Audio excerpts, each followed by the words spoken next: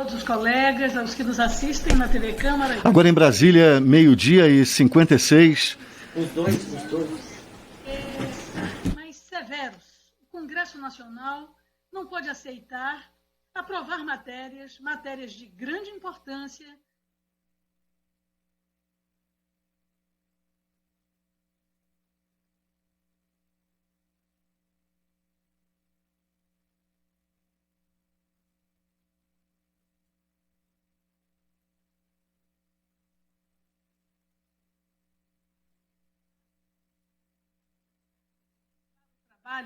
Pela contaminação e o adoecimento da Covid-19.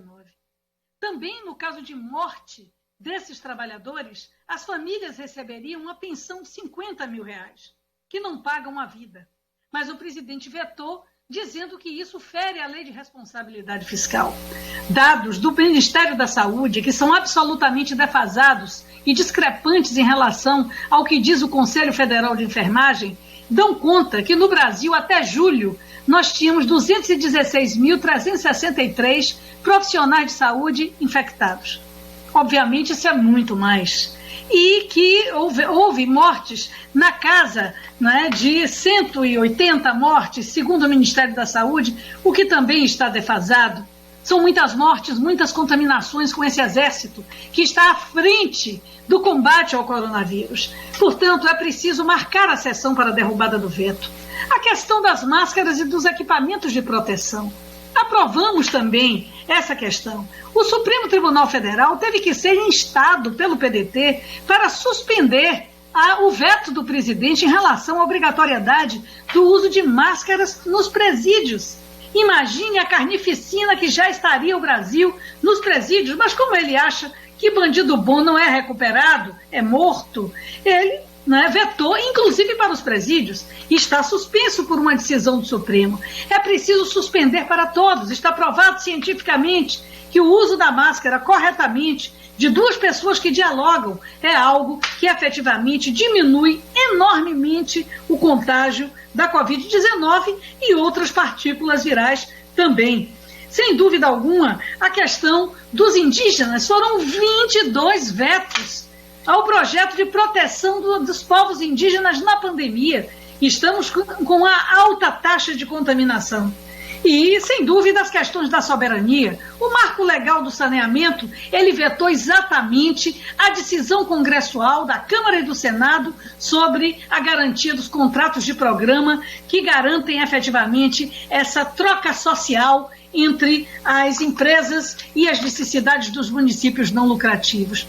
Por isso, senhor presidente, senhores deputados, é preciso que o senhor, presidente do Senado e do Congresso, Davi Alcolumbre, paute a sessão para apreciação dos vetos.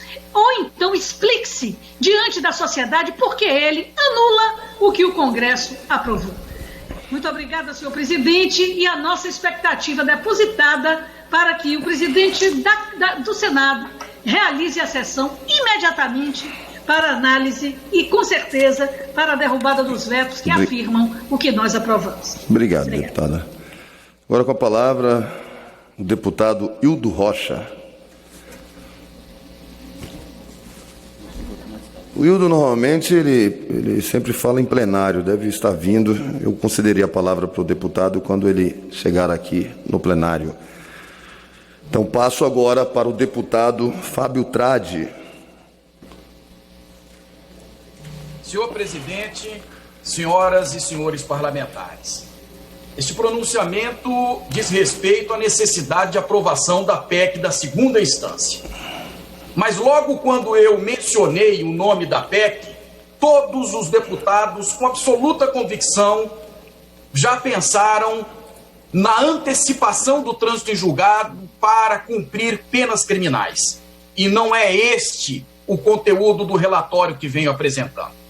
Na verdade, a PEC da segunda instância quer combater a morosidade, é verdade, mas quer dar efetividade à justiça para que a morosidade, que é um mal crônico, não tire, não suprima, não extraia a credibilidade do Poder Judiciário. Veja, presidente, o cidadão Daniel M. Reis, em 1995, deu entrada num processo trabalhista. Nesse mesmo ano, a internet chegava ao Brasil.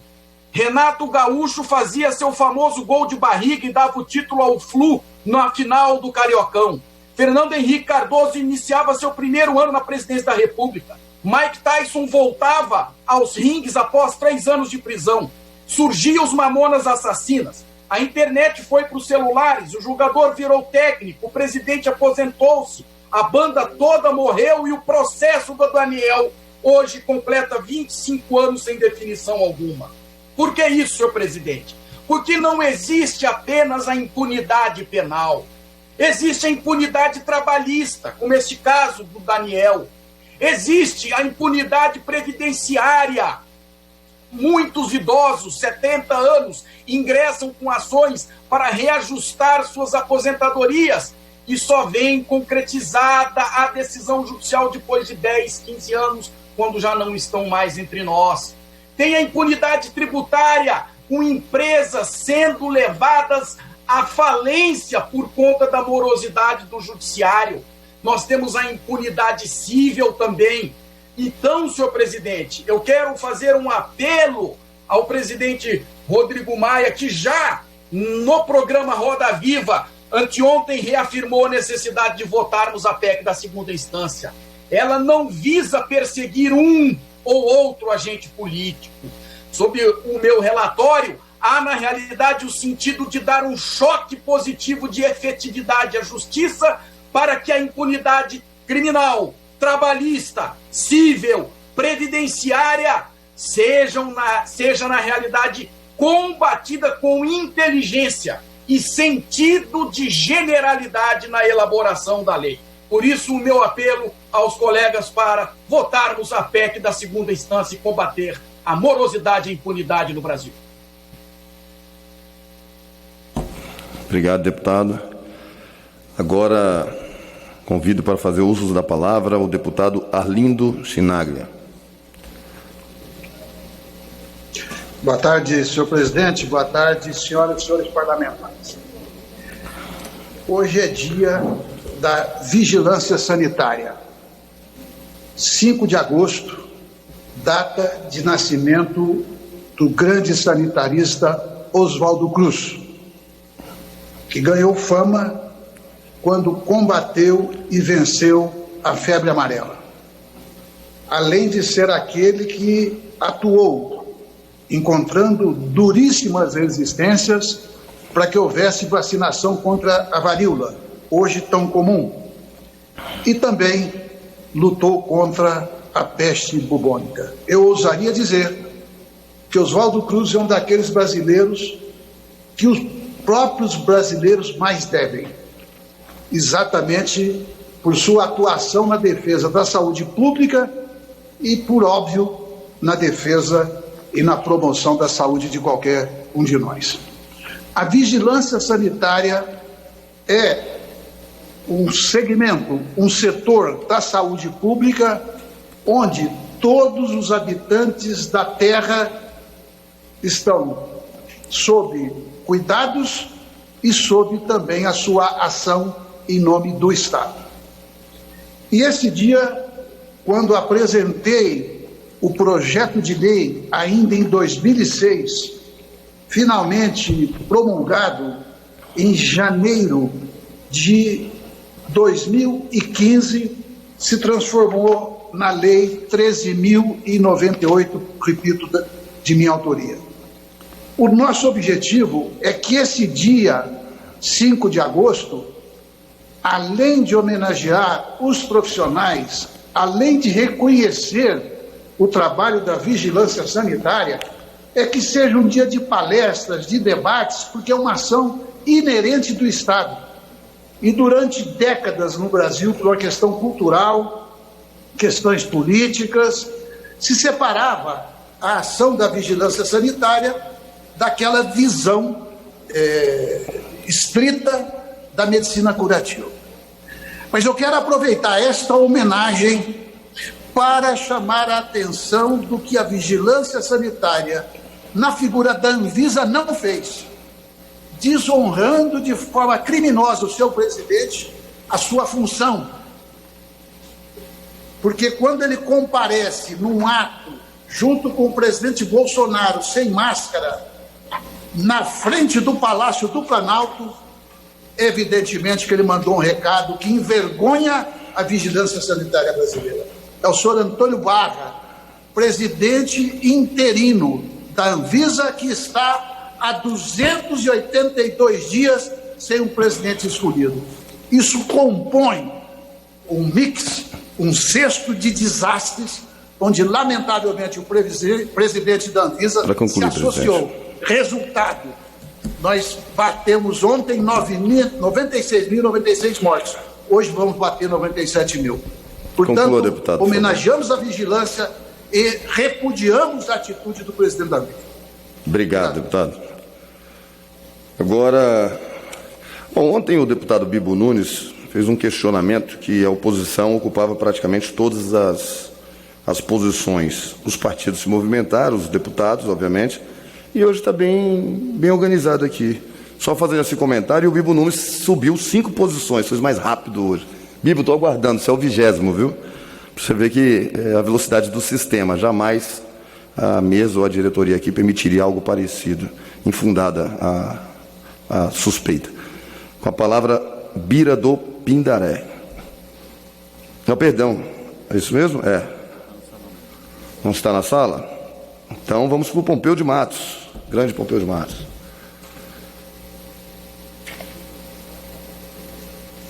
Tá ok? Está me ouvindo, presidente? Vamos lá, mestre. Está me ouvindo, presidente? Eu escuto bem. Bem, eu quero, presidente, firmar posição aqui na luta contra o projeto de lei 3776 de 2008, veja bem, que rever a relação de reajuste do salário dos professores, especialmente o piso nacional de salário. É um projeto, inclusive, do executivo, do governo, daquela época, e que agora estão ressuscitando para que exatamente ataque de maneira vil e de maneira absurda o piso nacional dos professores.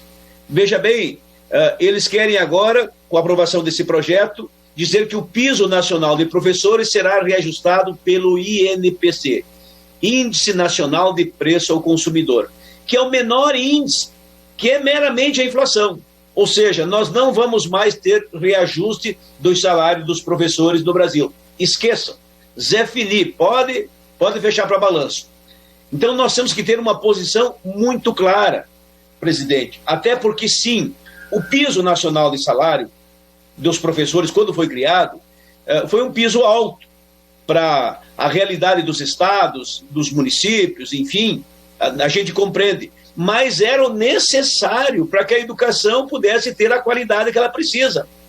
É aquela velha história, é caro para quem paga e é pouco para quem recebe. Mas os professores precisam de dignidade.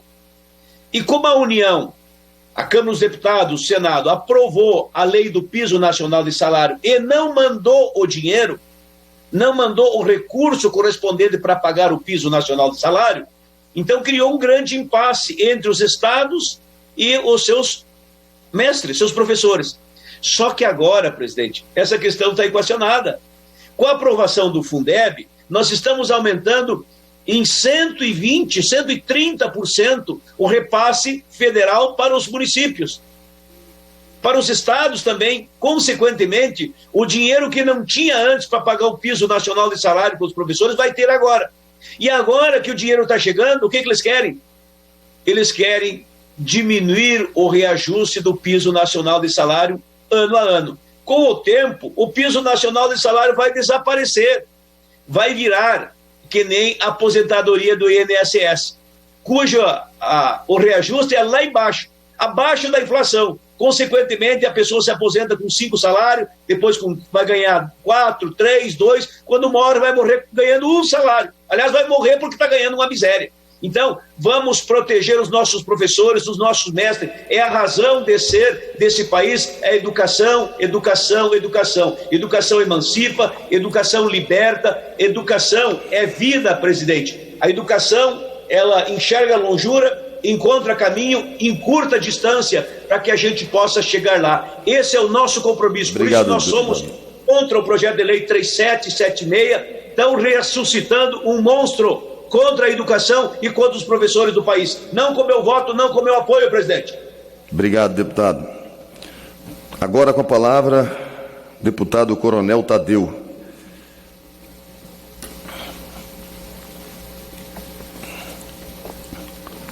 Boa tarde, senhor presidente. Boa tarde, nobres colegas. Primeiro, eu gostaria de transmitir os sentimentos a toda a comunidade libanesa no Brasil, em especial aqui em São Paulo, pelo acontecido ontem. Uma explosão absurda, uma concentração de um produto perigoso, nitrato de amônia, e já passam de 100 pessoas mortas naquele local, no porto de Beirute. Realmente uma triste notícia, é lamentável, e queria destacar a solidariedade de alguns países europeus que nesse momento estão enviando bombeiros e homens especializados para ajudar nas buscas dessas vítimas, dessas pessoas, e também buscar soluções para que esse fato não ocorra mais em nenhuma parte do mundo.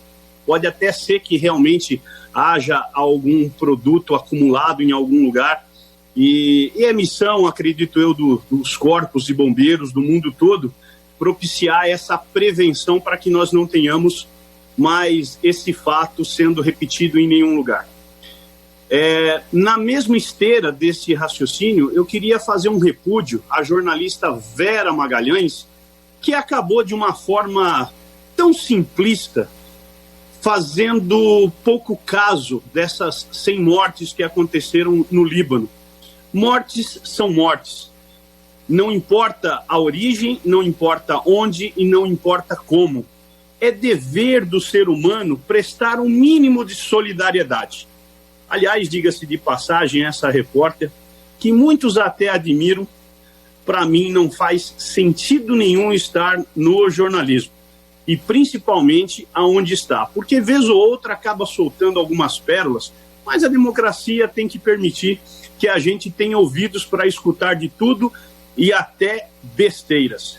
E quando eu falo de morte, senhor presidente, vamos destacar que nos anos 2000, na década passada e ainda nessa década, nós tivemos aqui no Brasil um número elevadíssimo de mortes. Aproximadamente 400 mil pelo tráfico, pelo contrabando de armas, pelo contrabando de drogas, e em função de toda a facilidade que os governos passados deram aos criminosos, aos bandidos, que permitiram que essas mortes fossem elevadas. Eu destaco o trabalho desse governo Bolsonaro, que só no ano passado, em 2019, reduziu 20% dessas mortes. E aqui nas minhas malfadadas contas, eu tenho certeza que o governo Bolsonaro vai cortar pela metade, no mínimo, o número de mortes violentas aqui no nosso país, que o ano de 2018 trouxe um número aproximado de 64 mil. Em 2022, eu tenho certeza que o trabalho que vem sendo feito na área de segurança pública vai fazer com que esse número para concluir, meu amigo, se reduza pela metade, aproximadamente 30 mil pessoas. Parabéns ao governo Bolsonaro e a todos os envolvidos no combate à criminalidade. Obrigado, senhor presidente, um bom dia e uma boa tarde para todos. Obrigado, Coronel Tadeu. Estou vendo que realmente essa recuperação foi ótima aí com o Covid. Está trabalhando firme. Deputado Valmir Assunção. Não está na sala? Então vamos para o deputado João Daniel.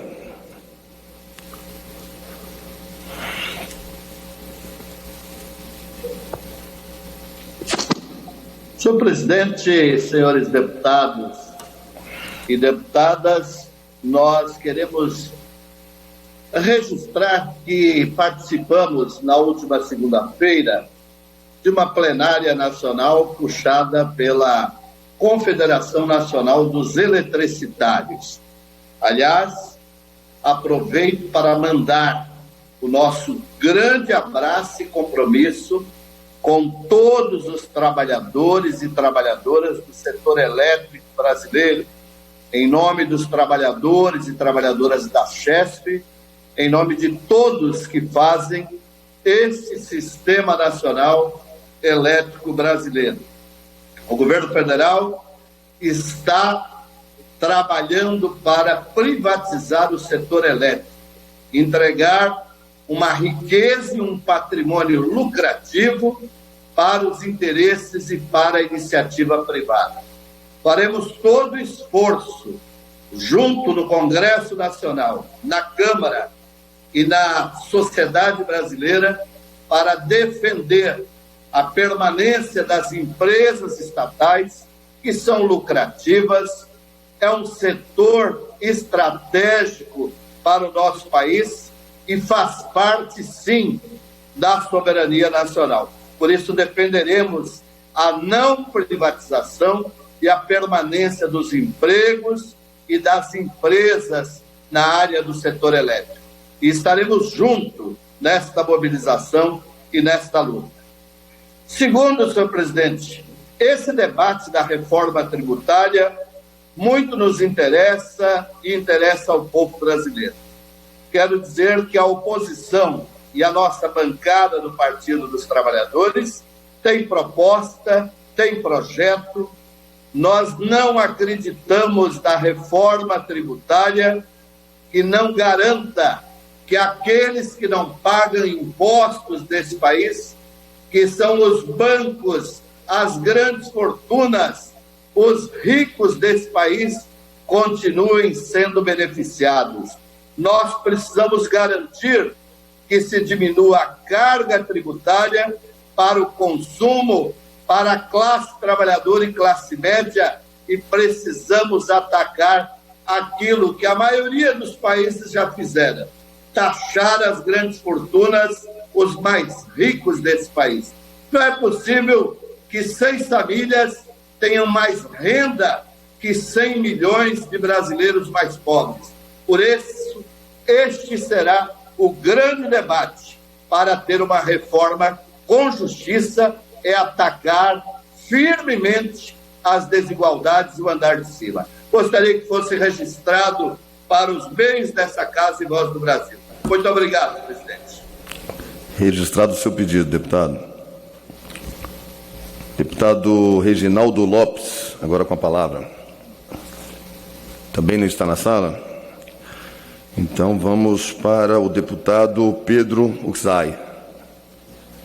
Também está ausente. Nós temos hoje a comissão da reforma tributária, no qual eu participei logo no início, e dei uma saída para poder dar esse direito democrático para que todos possam falar. Devem estar acompanhando alguns deles. Então vamos para a professora Rosa Neide.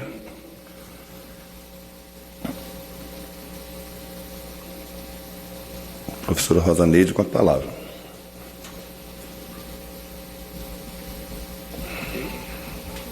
Senhor presidente, demais deputados aqui presentes remotamente nessa sessão, gostaria hoje de falar um pouco da questão ambiental de nosso país.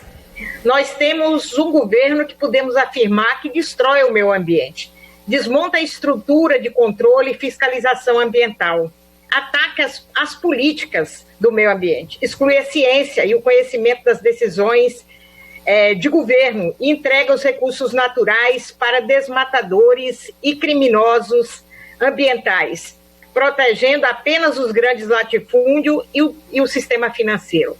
Quero abraçar o povo da divisa de Mato Grosso com Rondônia, onde estão os indígenas Suruí e demais indígenas, povos Oró, que está lá tentando proteger a floresta, guardiões da floresta, e vendo todos os dias a madeira sendo retirada. Até água potável o governo cortou no PL 1142. Precisamos reunir o Congresso para que a gente possa derrubar os vetos, para que o nosso povo tenha vida e vida em abundância. Poucos meses depois de assistirmos estarrecidos àquela reunião ministerial do dia 22 de abril, onde o ministro do Meio Ambiente foi flagrado agindo de maneira infralegal e dizendo que era para passar uma boiada, temos recordes agora de queimadas e desmatamentos. Aqui no estado de Mato Grosso, o Pantanal em chamas. O Pantanal que foi sempre muito úmido, hoje a gente vê o nosso Pantanal ardendo em fogo. Assim como a floresta, o que não está ardendo em fogo está sendo derrubado e a madeira sendo retirada. E o governo propondo regularizar a grilagem, abrir terras indígenas para exploração mineral e energética, liberar exportações de madeira nativa, restringe contato de funcionários do meio ambiente com a imprensa para cobertar um conjunto de retrocessos e ataques, impondo mordaça aos servidores. A devastação da floresta subiu 12% em relação a maio de 2019. Já havia sido absurdas, já nos envergonhou diante do mundo. E agora, o que será? A Amazônia teve o maior número de focos de incêndio desde 2007 e só piora. Precisamos mudar o rumo desta política, precisamos mudar o rumo de nossa economia, valorizar a Agenda 2030 e seus objetivos de sustentabilidade. Precisamos pactuar propostas para minimizar os impactos do atual modelo econômico, com foco na sustentabilidade e respeito aos povos. Se mantivermos a proteção do sistema financeiro e do lucro, em detrimento do humano e do meio ambiente, não suportaremos. Como sugere o Papa Francisco, na relação com o meio ambiente, precisamos de uma economia diferente, que faz viver e não mata, inclui e não exclui, humaniza e não desumaniza. Inclui as pessoas, os seres humanos como um todo. Então, senhor presidente, neste momento eu peço a esta casa, vamos olhar o meio ambiente, a floresta amazônica e o Pantanal que está ardendo em chamas. Muito obrigada. Deputada. Muito obrigado. Deputada Luiziane Lins. Está ausente. Então vamos para a deputada Érica Cocai, minha colega aqui do DF.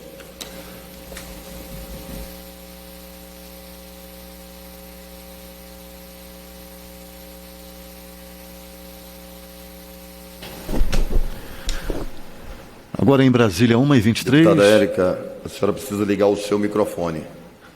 Sessão plenária virtual da Câmara dos Deputados na fase de breves comunicados. Realmente impressionada de um parlamentar defender o governo Bolsonaro em nome da vida. Nós devemos chegar, infelizmente, a por volta de 100 mil mortes pela Covid-19. E uma postura que foi uma postura absolutamente de boicote a todas as medidas necessárias para o enfrentamento à pandemia no Brasil. As máscaras, elas representam 40% a menos de perspectiva de que as pessoas sejam infectadas. O governo vetou a utilização de máscara. O Supremo teve que se posicionar acerca disso. Nós sabemos que o isolamento, ainda resistente a toda a lógica do governo de buscar romper o isolamento social, ele salvou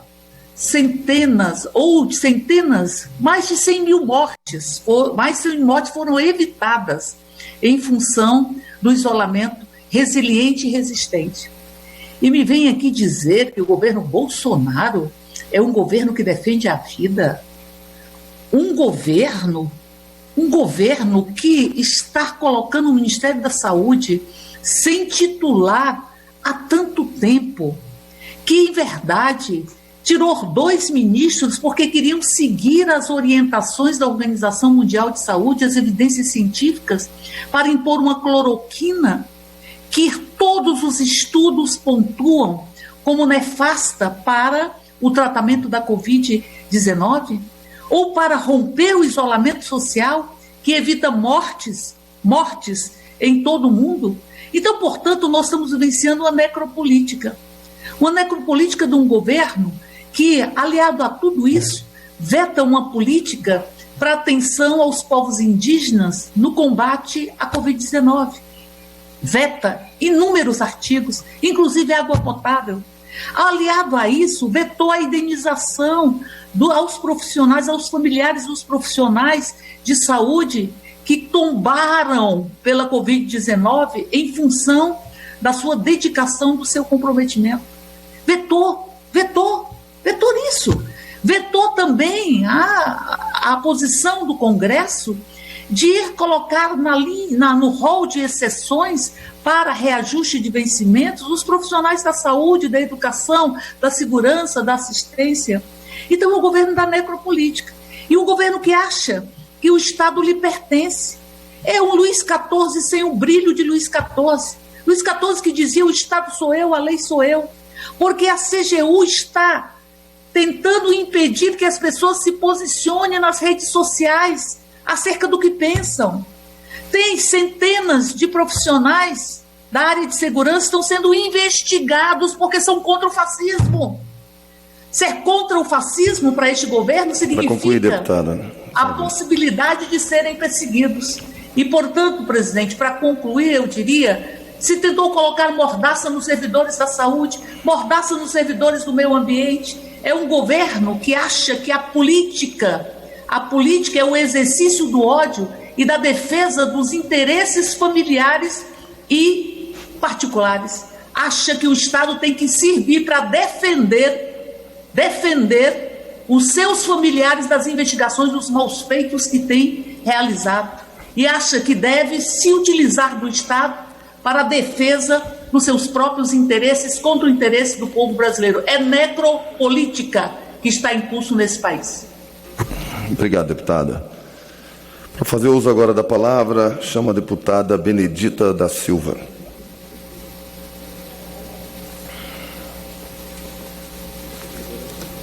Libera o microfone, deputada, por favor.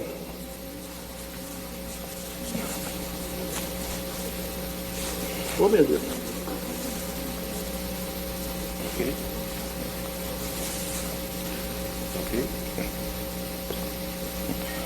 Senhor presidente, está me ouvindo agora? Alô? Oi, estou ouvindo, deputada. Agora sim.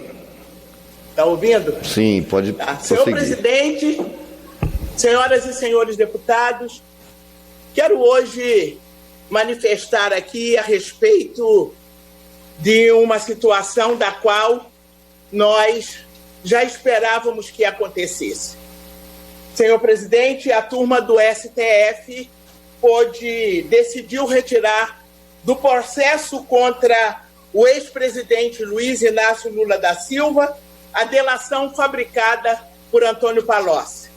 É muito importante que isso esteja acontecendo, senhor presidente, porque isso influenciou na campanha de 2018 e permitiu também que o acesso da defesa do ex-presidente possa, então, agora, munido dos documentos dos acordos de leniência da Odebrecht com o Ministério Público. Isso é importante, senhor presidente. Nós entendemos de que a justiça ela deve cumprir exatamente as regras do direito. E ao presidente Lula lhe foi negado, através dos seus advogados, que ele pudesse ter feito uma defesa, que é o direito de todos, e que o processo judicial fica constatado que foi julgado politicamente. Politicamente viciado foi esse processo. A cada dia aparecem, nas evidências que nós estamos assistindo, essa partidarização da ação do julgamento pelo, então, na época, juiz Sérgio Moro.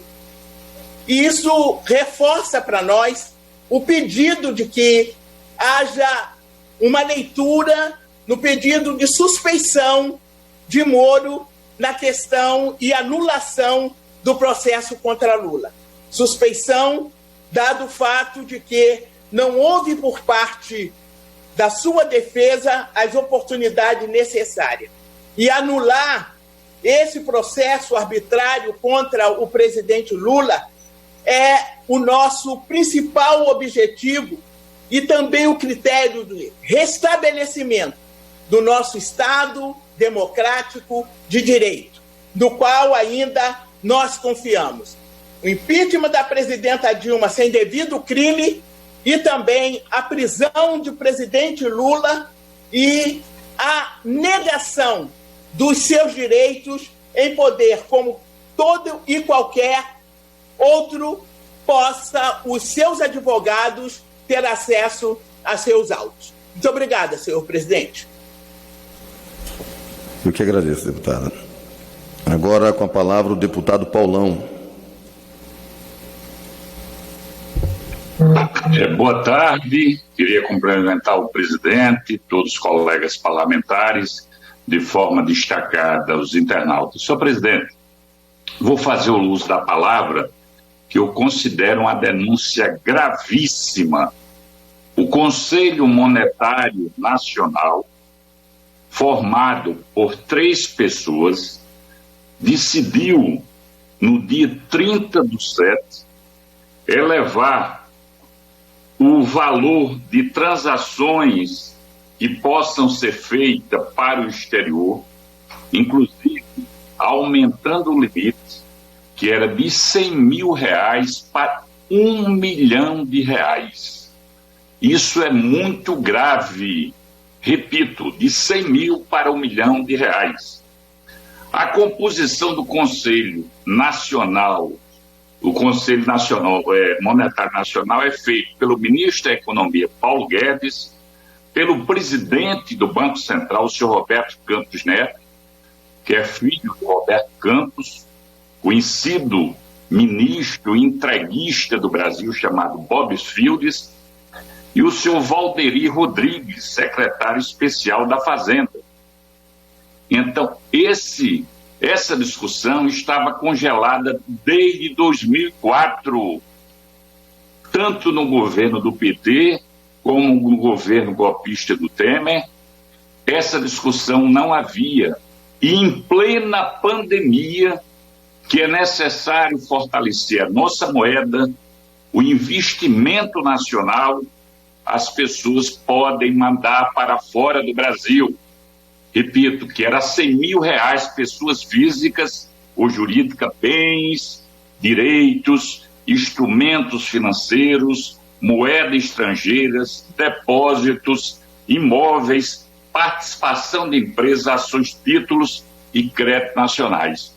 O presidente do Banco Central, o senhor Roberto Costa Neto, ele foi executivo do Santander, um dos bancos que mais lucram no Brasil, e com isso efetiva a fuga de capital, agora legalizado. E mais ainda, eu não tenho dúvida que isso contribui inclusive para o processo legal, relativo principalmente aos milicianos.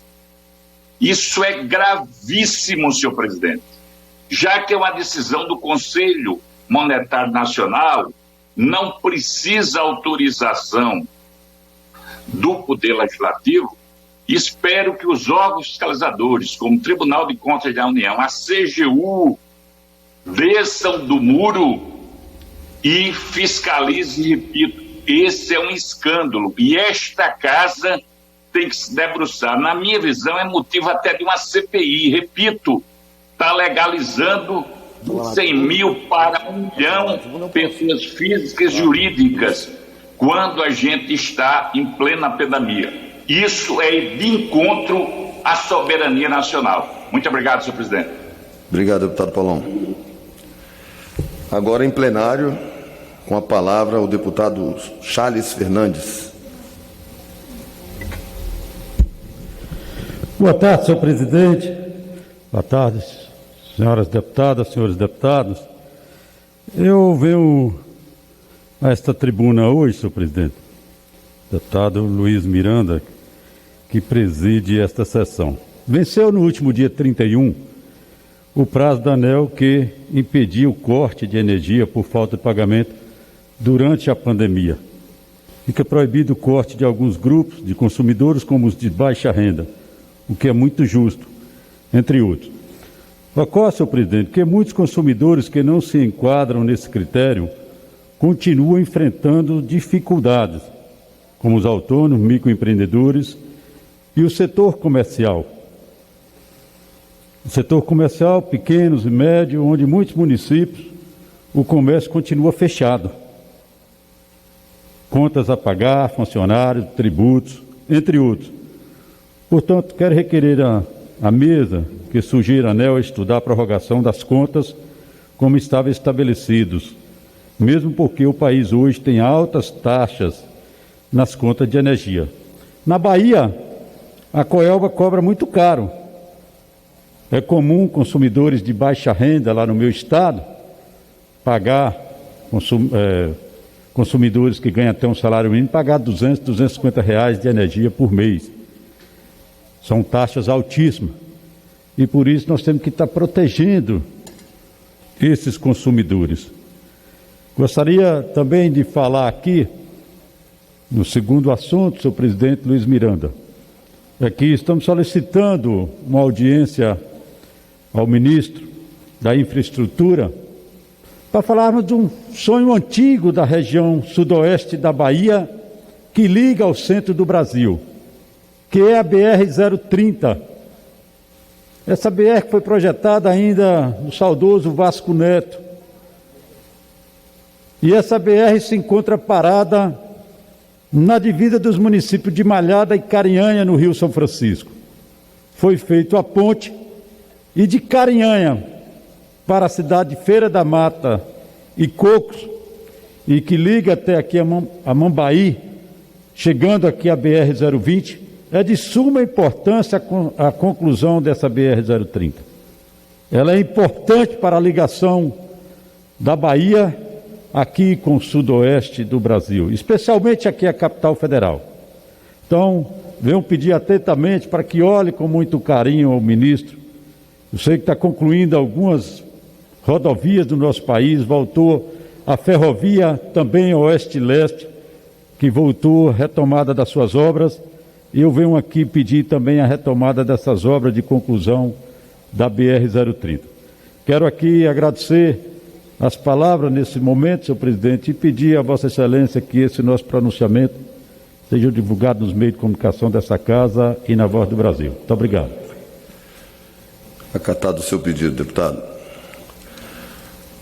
Agora eu vou retornar a palavra para o deputado Bira, do Pindaré, porque a conexão dele tinha caído e nada mais justo, como já fiz em outras oportunidades.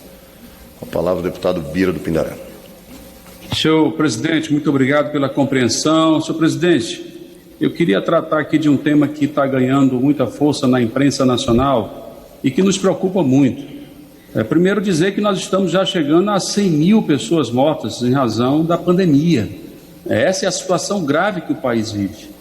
100 mil pessoas mortas. Enquanto isso, o governo não para de pensar maldades contra o povo. E a última é essa agora que está na imprensa nacional, que o governo quer reduzir o fundo de garantia de 8% para 6%. Uma situação completamente inaceitável. É meter a mão no bolso do trabalhador. Por que essa maldade? Qual é a razão disso? Qual é o sentido? Aí eles vêm com a história, não, porque vão criar um imposto, eles querem criar um novo imposto, que seria a nova CPMF, e considero que para compensar a criação desse novo imposto, teriam que desonerar a folha. E aí mete a mão no bolso do trabalhador. Eu quero dizer o seguinte, fundo de garantia não é imposto, é um direito do trabalhador, é um patrimônio do trabalhador. Se você tira 1%, 2%, 3%, qualquer valor que você tira do fundo de garantia, você está diminuindo o patrimônio do trabalhador. E nós não podemos aceitar isso em nenhuma hipótese. Por que não tira dos bilionários do país? Esses agora que estão enricando, mais ainda durante o período da pandemia. Por que não tira deles? Daqueles que estão no topo da pirâmide?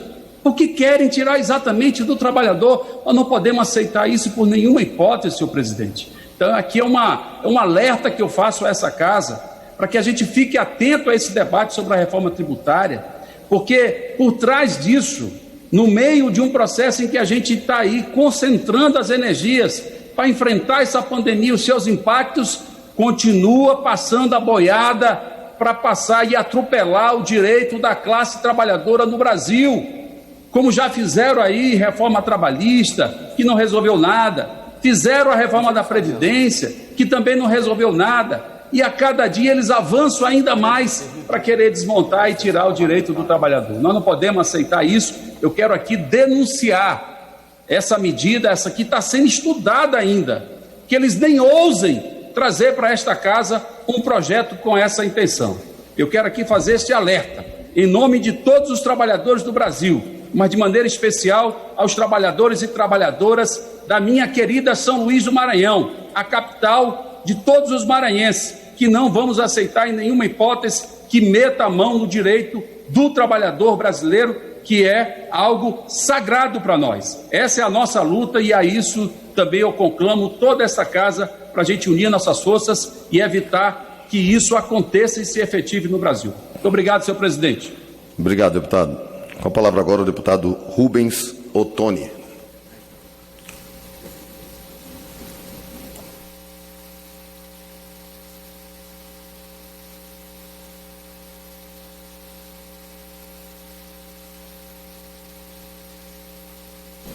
Deputado Rubens, libera o microfone, por favor.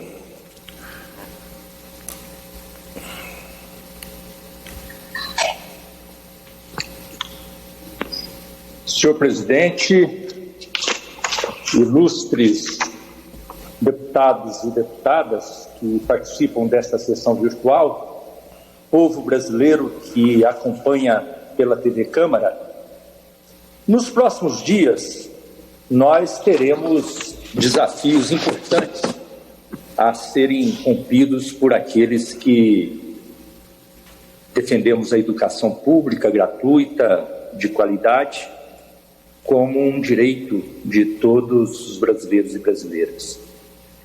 O projeto do Fundeb, ele será votado no Senado, e é fundamental que essa votação ela seja uma votação rápida, e que não haja emendas no projeto para que nós possamos ganhar tempo e assim garantirmos os recursos no orçamento de 2021. Ao mesmo tempo, é necessário, senhor presidente, uma atenção especial nesta casa, na Câmara dos Deputados, exatamente diante da tentativa de se acabar com o ganho real no reajuste do piso salarial, o piso salarial profissional nacional para os profissionais do magistério público da educação básica. E isso nós não podemos aceitar, acabar com esse ganho real. E por que não podemos? É porque o Fundeb ele tem sido uma oportunidade muito importante de recuperação das perdas históricas nos salários dos professores e professoras. Mas mesmo assim, com a recuperação ano a ano, desde 2008, os professores ganham praticamente a metade do que outras profissões com o mesmo grau de escolaridade. Então, é uma situação que nós precisamos dar uma atenção especial. Sem falar que, se comparado com outros países, os professores ganham cerca de 30% apenas daquilo que se ganha em outros lugares. Não podemos aceitar que, sob o pretexto de aprovar o Fundeb, se justifique tirar o mecanismo de ganho real para o piso dos professores. A valorização do professor, da professora, ela, sem dúvida nenhuma, é o caminho para uma educação de qualidade, a educação de qualidade que nós queremos para milhões de crianças, adolescentes, jovens e até adultos que dependem desse recurso do Fundeb e dependem da atuação dos professores e professoras. Muito obrigado, senhor presidente. Obrigado, deputado.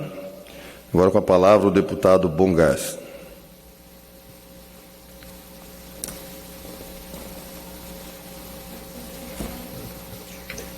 Sim, presidente. Eu vejo notícias falando em vitória do Lula porque o Supremo permitiu que a defesa tenha acesso às planilhas da Odebrecht e porque as falas do Palocci não seriam consideradas no seu processo. Eu, sinceramente, não vejo vitória alguma aí.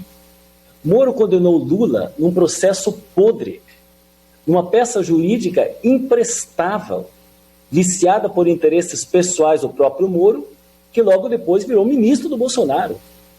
Ora, todo mundo sabe que as planilhas da Odebrecht foram violadas antes de serem incluídas no inquérito. E quem diz isso não sou eu, nem o Lula, mas a própria perícia da Polícia Federal. Da mesma forma, o que se chamou de delação do Palocci não passou de uma entrevista armada para ser posta na mídia uma semana antes da eleição a prejudicar o PT. Não há uma testemunha, uma evidência, não há sequer um indício, um vestígio de verdade naquela delação. Então, como é que coisas tão mentirosas, tão falsificadas, podem ser usadas para condenar alguém? O que o Supremo está dizendo agora? Não pode. Aliás, esses absurdos cometidos contra o Lula já foram denunciados no mundo inteiro e agora mesmo reafirmados com rigor jurídico no livro das suspeições, lançado nessa semana. O livro traz uma lista, um verdadeiro memorial das ilegalidades cometidas pelo juiz ladrão e pela turma da Lava Jato, sob o manto de combate à corrupção. Então, gente, não há vitória alguma aí, apenas a correção de uma injustiça. Nós todos conhecemos histórias de pessoas que passaram anos presas até se descobrir que eram inocentes. Devolve-se a elas a liberdade, mas ninguém paga a dor causada pelos dias e as horas de cárcere. Quando isso acontece, ninguém ganha. No caso do Lula, o que está em jogo não é a sua biografia. O que está em jogo é a honra do judiciário brasileiro, que não pode deixar esta mancha de injustiça na sua história. Moro é que deve ser denunciado. E o processo contra Lula anulado. É uma questão de justiça. É isso, senhor presidente. Obrigado, deputado Vongás. Agora eu passo a palavra para o deputado Reginaldo Lopes, que teve um problema com a sua conexão e pede para fazer uso da palavra, então concedo 3 minutos. Obrigado, presidente, pela sensibilidade, deputados e deputadas, povo brasileiro que nos acompanham pela TV Câmara. Quero aqui debater hoje o tema Volta às Aulas. É um tema super importante para o nosso país, para o desenvolvimento das nossas crianças, dos adolescentes, em especial no ano que o Estatuto da Criança e do Adolescente completa 30 anos. É fundamental que esta Câmara possa, presidente, apreciar projetos que garantam mais recursos, mais solidariedade federativa com nossos municípios e com os estados. Nós votamos nesta casa, nesse plenário, primeiro e segundo turno, o novo Fundeb, que é um extraordinário avanço para garantir aí um fundo perene, permanente, né? Um fundo que agora vai fazer complementação de recursos diretamente às redes municipais, buscando maior equidade para os municípios mais pobres, uma ampliação da justiça tributária, da justiça na arrecadação, porque às vezes o município pertence ao estado mais rico, mas ele tem pouca arrecadação, recursos próprios. É o caso de Minas Gerais, por exemplo, norte de Minas, Vale do Jequitinhonha, Mucuri, Vale do Rio Doce, e até outras cidades na Zona da Mata, até no Triângulo Mineiro. Porém, nós precisamos garantir mais recursos. Esse ano, o Fundeb, o fundo está prejudicado. A cesta que compõe o fundo teve diminuição dos seus impostos, seus tributos na arrecadação. Por isso, nós precisamos votar um projeto emergencial no plenário desta casa, fazendo uma compensação dos recursos da área da educação. Por quê, presidente? Porque nós precisamos garantir a volta às aulas, mas precisamos fazer as adequações necessárias. Volta às aulas com segurança. precisamos ter distanciamento social, as escolas precisam passar por algumas reformas. Então, nós precisamos garantir mais recursos ao Fundeb, aos municípios e aos estados. Então, nós precisamos de um projeto de transferência emergencial para a área da educação. Segundo, nós temos o dinheiro direto na escola, o PDDE. Nós precisamos fazer um para a saúde, para que os municípios possam, e as suas escolas, seus equipamentos educacionais, possam fazer essas adequações imediatamente. E também pensando no futuro, pensando no ano que vem, para garantir a inclusão de todos, nós precisamos votar um projeto para destinar os recursos do FUST, do Fundo de Universalização da Tecnologia, que são mais de 30 milhões, nunca foi utilizado, que possa, nesse momento de guerra, de pandemia, utilizar aí para garantir equipamentos a todas as nossas crianças e acesso à internet. Obrigado, presidente. Obrigado, deputado. Agora eu passo a palavra para o deputado Bibo Nunes. Digníssimo presidente Miranda, nobres colegas, uma honra estar participando dessa sessão remota. Eu começo muito feliz porque acabo de vencer Caetano Veloso no STF. Caetano Veloso entrou com uma interpelação judicial contra mim e o seu pedido foi arquivado pela ministra Rosa Weber. Mas o Chico Buarque também entrou aí com um processo contra mim, só pedindo indenização moral. Chico Buarque, se você não conhece a música Banda da sua irmã Nara Leão, digo o seguinte: Chico Buarque, você vai ficar na beira da janela esperando ver a banda passar, porque vai levar em nada. Eu só ataco com firmeza e nunca atacando honra, apenas colocando a minha posição de deputado federal, lutando pelo melhor para a sociedade brasileira. Nosso presidente Miranda, ontem eu falei aqui sobre a oposição ocupando muitos espaços, falando aqui no nosso horário dos comunicados. Eu lhe digo o seguinte, deixo bem claro, presidente Miranda, em momento algum, eu coloquei em dúvida a seriedade da mesa. Jamais coloquei em dúvida a seriedade da mesa. Eu apenas estou tentando colaborar, porque não entendo como. Hoje, por exemplo, dos 30 primeiros inscritos, 25 são da oposição. Normalmente, são 95% os que se inscrevem. O que eles têm de especial? Não estou duvidando da capacidade da mesa, nada. Mas eu só lhe digo que até os maiores fortalezas são invadidas por, quem sabe, até hackers. Algo de estranho tem, porque nós também somos capazes. Então, não duvidei, não questionei nada. Só quero saber por que a oposição se inscreve tanto e a situação ou outros parlamentares não pegam. Encaminhei uma questão de ordem ao presidente, onde eu coloco o seguinte: atenção, presidente Miranda, para colaborar, já que não entendeu muito bem que eu quero que todos tenham espaço, eu apelo para o artigo 81, parágrafo 2º do Regimento Interno, que estabelece: será assegurada a preferência aos deputados que não tenham falado nas 5 sessões anteriores. Então vamos colocar agora nos breves comunicados também esta regra. Esta regra é fundamental. É uma analogia, artigo 81, parágrafo 2º do Regimento estabelece: será assegurada a preferência aos deputados que não tenham falado nas 5 sessões anteriores. Isso é dar espaço para todos os deputados e não permitir tática de emboscada, tática de guerrilha ou campana para se inscrever. Eu quero apenas justiça, porque eu sou um deputado que eu sofro na pele. Eu sou o deputado mais suspenso do Congresso Nacional. E estou aqui com luta, defendendo garra, cidadania e honradez. E peço também, nosso presidente, para que quem não fale no momento que se inscreveu, que perca a vez, que vá para o fim da fila. Isso é uma questão de ordem, de respeito aos que se inscreveram. Se inscreve em segundo, depois vem falar na minha frente, não está na hora, respeite a inscrição e vai para o fim da fila. Deixando bem claro, não tenho dúvida alguma sobre a seriedade da mesa diretora desta casa. Muito obrigado. Deputado Bibo Nunes, agradeço seus esclarecimentos. É bom para todos que trabalham na mesa se sentirem justificados, né? Ficou realmente mal interpretado ontem, mas gostaria de lhe orientar e explicar que esse momento aqui de comunicados que nós fazemos, que antecede a sessão, não cabe a questão regimental nesse tipo de situação, para começarmos a nos entendermos assim de uma forma mais clara. E, obviamente, a gente utiliza a mesma metodologia dos breves comunicados durante a sessão para as inscrições.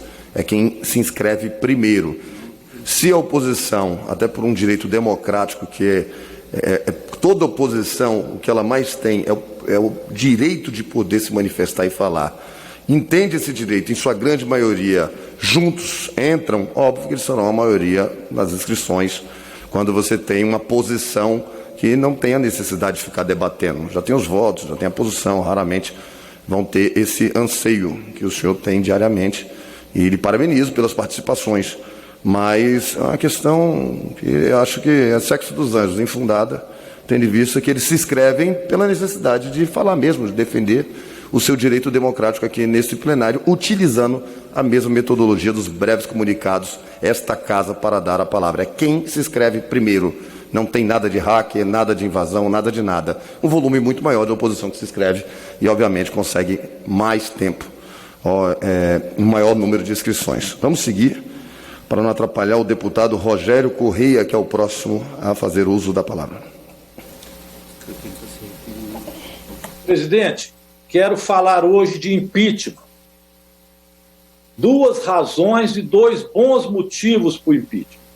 O presidente Rodrigo Maia deu uma opinião que não via crimes nas atitudes do Bolsonaro.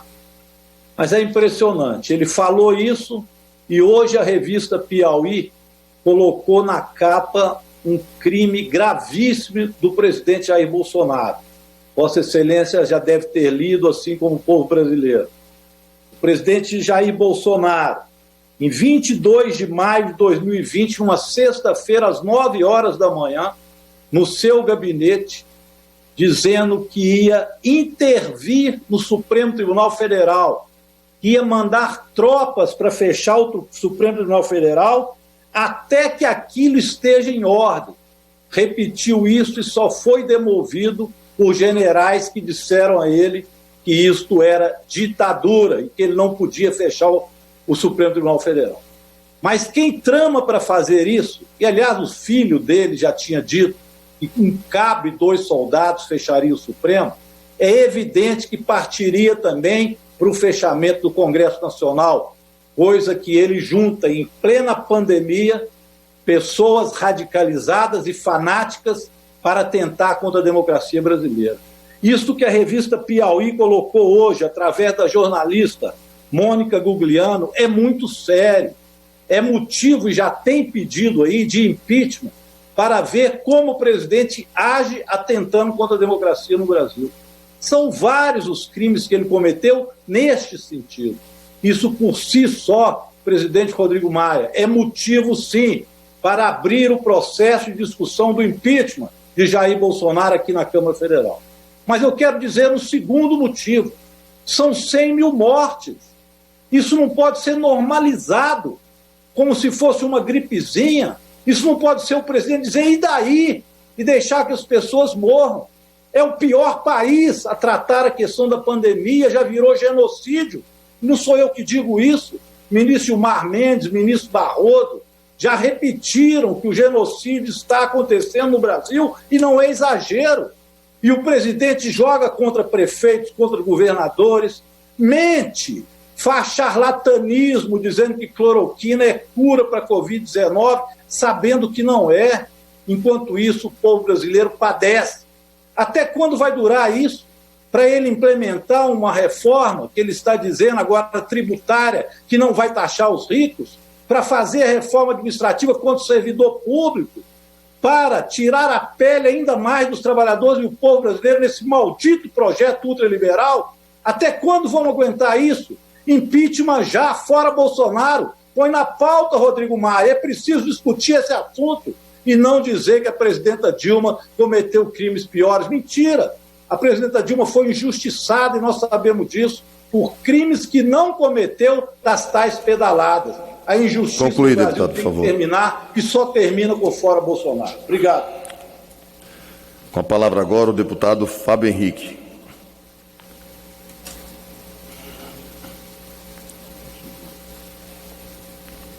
deputado Fábio Henrique está ausente. Vamos agora para o deputado Ayrton Faleiro.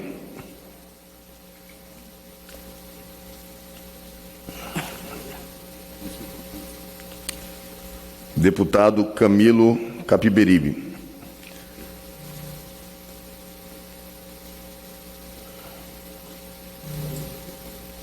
Libera o microfone, deputado, por favor.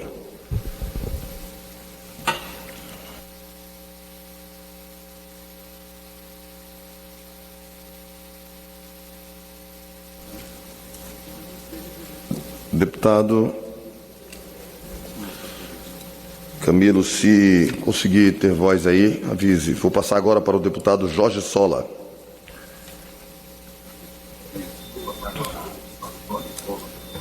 Boa tarde, presidente.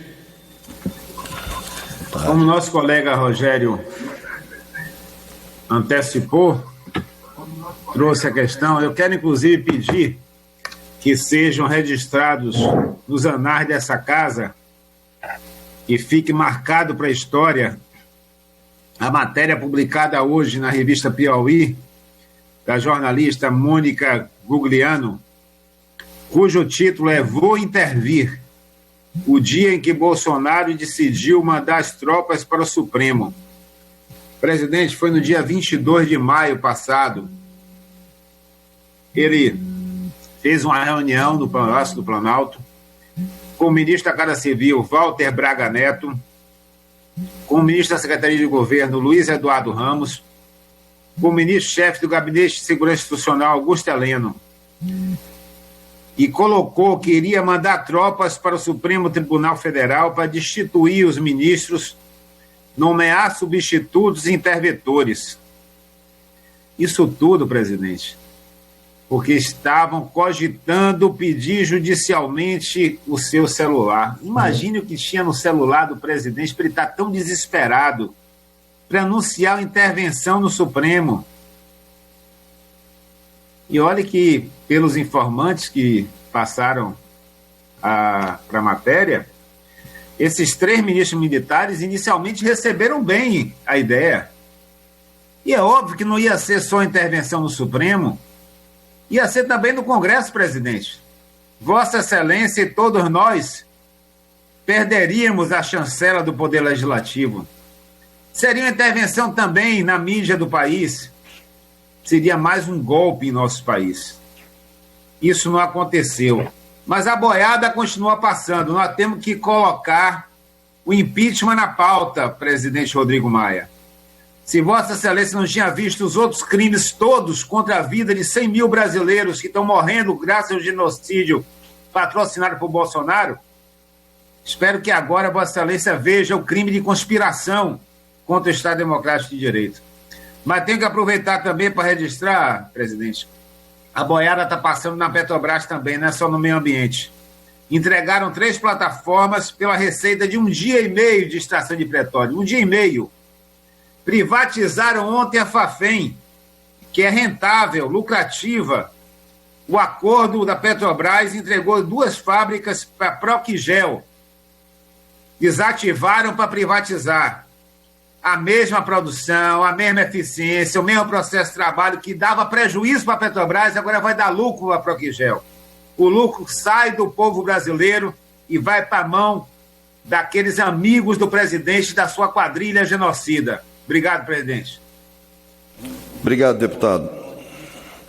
Agora com a palavra o deputado Ivan Valente.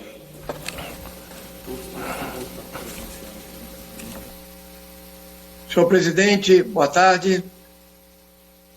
Senhoras e senhores deputados, está na pauta hoje, no primeiro ponto, a urgência do projeto de lei 1665 desse ano, da minha autoria, que dispõe sobre os direitos dos entregadores que prestam serviço a aplicativos de entrega durante o estado de calamidade pública.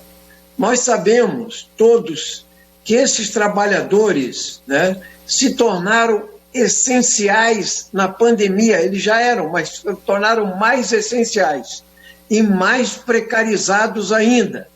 Esse projeto de lei, do qual outras dezenas de deputados também apresentaram propostas mais setorizadas, mas sobre a pandemia ou avançando para direitos trabalhistas, que eu acho que mereceriam um debate mais amplo adiante, né? Nós entendemos que devia ser votado hoje essa urgência imediatamente. O deputado Rodrigo Maia nomear um relator e nós conseguirmos passar adiante esse projeto. Já foram 5 meses de pandemia. Nesse período, diminuiu muito, né? A remuneração desses profissionais piorou muito as suas condições de trabalho e as suas jornadas foram sendo estendidas. Por isso, no nosso projeto, nós falamos que essas empresas de aplicativos, que é um oligopólio internacional, poderiam sim dar ajuda, não só em relação à pandemia, contra a contaminação, contra os acidentes, com seguro, né, com benefício e com o financiamento em caso da doença, e mais do que isso, todos os equipamentos, né, para o trabalho e também para suas motos ou bicicletas, para garantir a não contaminação. Isso tudo está contido no projeto, inclusive informações e defesa do consumidor, inclusive com cartão eletrônico sendo usado, senhor presidente. Nós entendemos que precisamos até avançar, e no relatório é possível, falando dos cancelamentos que estão sendo feitos arbitrários e, de outro lado, né, de uma remuneração mínima que garanta a subsistência. Estão trabalhando até 16 horas por dia, 7 dias por semana. Por isso eu queria pedir a todos os líderes partidários, ao líder do governo, Major Vitor Hugo, a todos os líderes da situação e da oposição, que nós aprovássemos essa urgência agora como primeiro ponto de pauta. E queríamos pedir que esse projeto fosse acelerado na Câmara dos Deputados pelo presidente Rodrigo Maia. Muito obrigado, senhor presidente. Obrigado, deputado Ivan Valente. Mas eu tive um problema aqui na minha conexão. Ô, deputado, bom que você está aqui conosco. Quer fazer uso, então, do seu tempo? Por favor, deputado. Camilo Capiberibe. Está aqui. Acabei de chamar, mas pode fazer. 3 minutos para o deputado Camilo. E agradeço, senhor presidente. Quero saudar todos que acompanham essa sessão nessa tarde.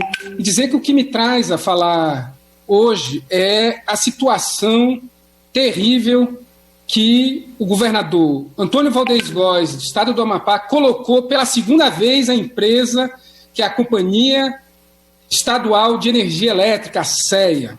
Veja, o governador atual foi governador de 2003 a 2010.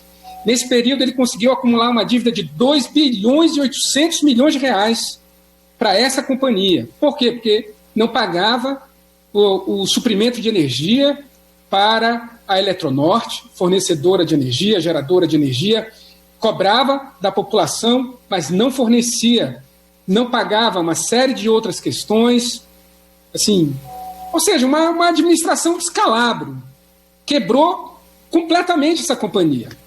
Né? Eu governei entre 2011 e 2014, fiz um acordo com a Eletrobras, tive que fazer, em nome do povo do Amapá, um empréstimo para pagar essa dívida, paguei a dívida. E ele assumiu o governo em 2015, pegou a empresa saneada, mas não de graça, porque isso tem um custo até hoje para o povo do Amapá e vai continuar tendo pelos próximos 15 anos, e passou a usar de novo essa empresa para fazer política pequena. E quebrou essa empresa de novo, senhor presidente.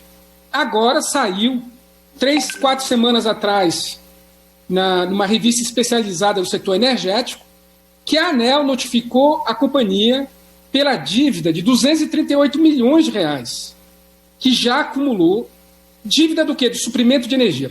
Agora veja, a tarifa de energia da CEA no Amapá dobrou, mais do que dobrou, durante a gestão do atual governador. Então, isso significa que a receita da empresa mais do que dobrou também.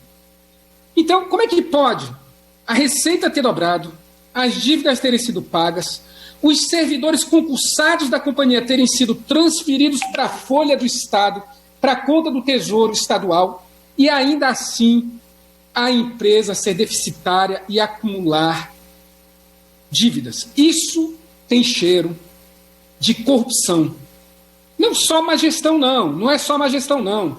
A companhia estava sob gestão compartilhada, a diretoria inteira era indicada pela Eletrobras, o governador foi lá e botou os seus no lugar, e eu denunciei para o Tribunal de Contas da União, para a Procuradoria-Geral da República, isso precisa ser investigado agora. Nós não podemos permitir que o governador Valdez quebre pela segunda vez essa companhia, fazendo política pequena, enquanto o povo do Amapá paga essa tarifa que é, assim, inacreditável para quem mora no Centro-Sul saber o quanto que a gente paga de energia no norte do país e no meu estado do Amapá. Muito obrigado, senhor presidente. Eu peço que esse pronunciamento seja divulgado nos órgãos de comunicação da Casa. Acolhido, deputado. Agora, uma palavra ao deputado Vicentinho. Senhor presidente, senhoras e senhores deputados, neste dia 5 de agosto se inicia em Acari, Rio Grande do Norte, minha terra amada, a primeira atividade, a primeira novena da festa de Nossa Senhora da Guia, nossa padroeira. Até o dia 15 terão os novenários, terão os diariamente as homilias fantásticas dos padres da região do Seridó. Ocorrerão também atividades culturais, evidentemente não da mesma forma que se faz todos os anos, com o pavilhão, com shows, com as mesas, com os maravilhosos bailes nos clubes, mas momentos importantíssimos. E este é o momento em que o agricultor, o trabalhador, os filhos da terra se encontram para o reencontro, para rezar, para pedir a proteção à Nossa Senhora da Guia, todo apoio à vida, à dignidade humana, e que nesta hora ela interceda em defesa das vítimas e das famílias no caso do Covid. Nesse sentido, eu quero mandar um abraço muito especial para todos os que compõem esta maravilhosa festa, todos esses, entre eles o pároco, o nosso querido padre Fabiano, o jovem padre dinâmico, querido de todos nós, ladeado pelo nosso padre Raimundo, o senhor padre Raimundo, histórico, companheiro, irmão, companheiro do nosso povo, e também o querido padre Flavinho, que é acariense, trabalha em Roma, mas vem todos os anos para essa festa. Também saúdo o Canindé, que é o coordenador das atividades da igreja, enfim, todo mundo se envolve com a festa de Nossa Senhora da Guia. Quero mandar, portanto, um abraço muito carinhoso, falar da saudade, não é? E do carinho daquele importante momento, abrilhantado pela banda de música e pelos fogos. Mas, por falar em Nossa Senhora da Guia, lembremos-nos da mulher, não é? E no próximo dia 7 nós vamos comemorar 14 anos da Lei Maria da Penha, que foi sancionada e publicada pelo presidente Lula. Esta lei que busca, que fala de paz, contra a violência doméstica, ainda mais nesse momento de ódio, nós temos que ter amor. Nesse momento de violência, temos que ter paz em casa. Nesse momento em que se fala de arma, nós falamos de livro, falamos de comida. Neste momento de fake news, falamos de verdades. Então, que esta Lei Maria da Penha continue, porque, infelizmente, com estímulo ao ódio, a violência tem aumentado em vários lares. Viva a Lei Maria da Penha, a Lei das Mães. Viva Nossa Senhora da Guia. Obrigado, presidente. Obrigado, deputado. Agora com a palavra o deputado Joseildo Ramos. Senhor presidente, senhoras e senhores deputados, todos que nos assistem pela TV Câmara, eu quero manifestar uma opinião acerca do patamar que o país chegou a partir da qualidade da sua lei ambiental, do arcabouço legal que trata da preservação da nossa biodiversidade. Também a robustez do nosso sistema público de saúde, que carece de mais recursos por conta da emenda constitucional 95, que torna o nosso país inadministrável. Mas hoje nós estamos atravessando uma quadra terrível para o Brasil, que se transforma num patinho feio no âmbito internacional. O ministro do Meio Ambiente coloca que não tem capacidade de fazer a construção contra o desmatamento e a mineração ilegal na Amazônia brasileira. Que o orçamento disponível do seu ministério não é compatível e inviabiliza essa necessidade. E aí propõe modificar o PPA, o planejamento estratégico do governo dos seus 4 anos, e relativizando essa meta tão cara ao nosso país. Pois bem, o Acordo de Paris, que vai ser cumprido até 2030, terá muito mais dificuldade. E o que é pior, o Brasil estará fora dos grandes acordos comerciais que precisam efetivamente do respeito à natureza, que o Brasil, embora ainda tenha uma boa reputação, está acabando, inclusive, com a democracia direta em torno das decisões, esvaziando conselhos e organismos de pluralidade de pensamento junto com a nossa sociedade. Também, não menos importante, é o descalabro, a ausência do Ministério da Saúde no controle, no planejamento, no combate à pandemia.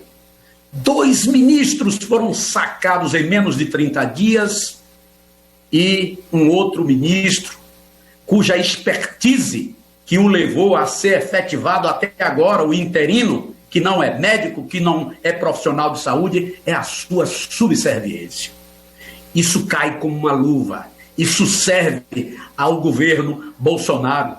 Isso demonstra por que tanta cloroquina, 8,4 milhões de comprimidos, que não servem para nada, um dinheiro público jogado fora, e houve desabastecimento de insumos e medicações básicas para o tratamento dos doentes graves. Esse é o nosso país de hoje, o país do governo Bolsonaro. Que Deus nos livre. Obrigado, deputado. Agora com a palavra o deputado Márcio Gerri. Deputado Márcio está na sala? Está sim?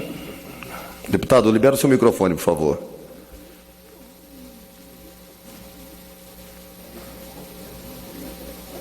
Deputado Márcio Gerri está com algum problema técnico. É só o microfone, deputado. Não foi ainda. Agora. Pronto. Boa tarde, presidente Luiz Miranda, senhores parlamentares, senhoras parlamentares. Hoje é um dia muito especial. Comemoramos nesta semana o Dia Nacional da Saúde, nesta data. Uma homenagem, portanto, a todos os profissionais da saúde do nosso país, a todos aqueles que se dedicam com zelo, com responsabilidade, a cuidar da saúde do nosso povo. É uma data, portanto, de muita importância, especialmente nesta quadra que o país atravessa, de tanto descaso do governo federal com a saúde em meio a uma pandemia. Descaso tão grande que nem ministro da Saúde efetivo temos. Descaso tão grande que nenhuma iniciativa de coordenação nacional para o enfrentamento da pandemia o senhor presidente da República adota. Portanto, nesta data, repudiamos veementemente, uma vez mais, o descaso do governo federal com a saúde pública em nosso país, ao tempo que elevamos nossas homenagens a todos aqueles profissionais da saúde no Brasil. Senhor presidente, destaco que aqui no nosso Maranhão, felizmente, temos um quadro para comemorar, apesar de todos os graves problemas, no que diz respeito aos avanços da saúde. Ontem mesmo o governador Flávio Dino inaugurou um centro de hemodiálise na cidade de Pinheiro, cidade que é uma espécie de capital regional da Baixada Maranhense, cidade que já conta com um hospital macro-regional que atende a toda a região e que agora também com atendimento para um tratamento tão especial e necessário que é o da hemodiálise. Estado que no último final de semana foi apontado como aquele, por um estudo nacional publicado num jornal de circulação nacional, como o estado da federação que tem o melhor desempenho no combate à Covid-19. Isso é também resultado desta ação responsável, coordenada pelo governador Flávio Dino e por toda a equipe da Secretaria de Saúde em nosso estado. Gostaria, por fim, senhor presidente, ao destacar a data e ao destacar estes avanços que há aqui no Maranhão, inclusive com a menor taxa, neste momento, de óbitos, taxa móvel de óbitos do Brasil, também é do Maranhão. Se no Maranhão dá para fazer, é óbvio que no governo federal também daria para fazer, se houvesse disposição, vontade política do presidente da República. E eu concluo, presidente, destacando a criação da Frente Parlamentar Mista pelo fortalecimento do Sistema Único de Saúde, a Frente SUS. Agradeço a todos os senadores e senadoras que subscreveram esta proposição minha do senador Everton Rocha e a todos os deputados federais, a mais de 190 deputados federais e deputadas que também a subscreveram. Muito obrigado, temos um trabalho imenso a fazer em defesa do SUS e da saúde pública em nosso país. Muito obrigado, presidente. Obrigado, deputado Márcio Gerri. Agora com a palavra o deputado Padre João. Senhor presidente, colegas deputadas e deputados, está para ser apreciado hoje, nesse 5 de agosto,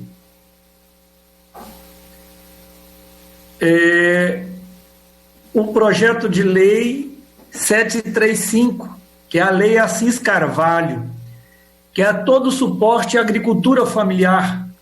Votamos na Câmara, assinado por Enio Verri, toda a nossa bancada, nosso líder Enio Verri. Então é muito importante o Senado agilizar a apreciação e não ter modificação e assim encaminhar para o Executivo para a sanção, regulamentação e garantir esses recursos para a agricultura familiar. Antes tarde do que nunca, mas nós que estamos aqui deliberando à distância desde março, somente agora a gente está conseguindo esse projeto. Eu quero também, nessa linha de fortalecimento e apoio à agricultura familiar e à vida, agradecer a todos os líderes que assinaram o requerimento de urgência urgentíssima a um projeto de lei da nossa autoria, que é o projeto de lei 3715.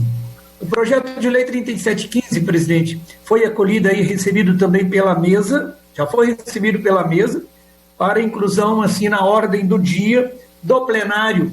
É porque ele cria o programa das barraginhas e as ecotécnicas.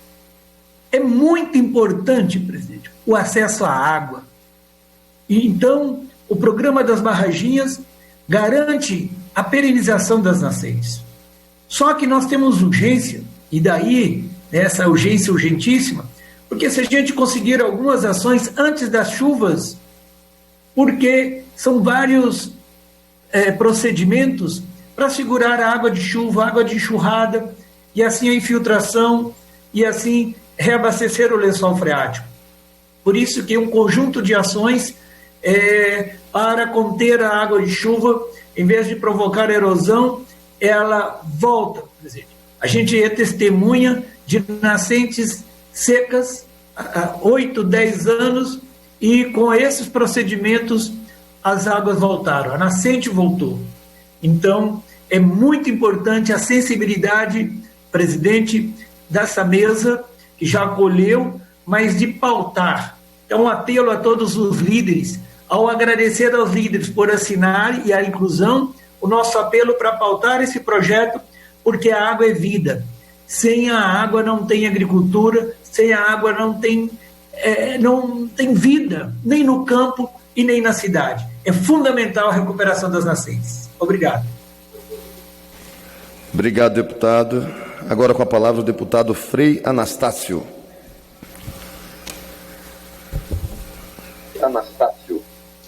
Senhor presidente, senhores deputados, está ouvindo? Senhor presidente, Lhe escuto bem, talvez o senhor esteja tendo um retorno do seu próprio áudio. Lhe escuto bem, talvez o senhor esteja tendo um retorno do seu próprio áudio.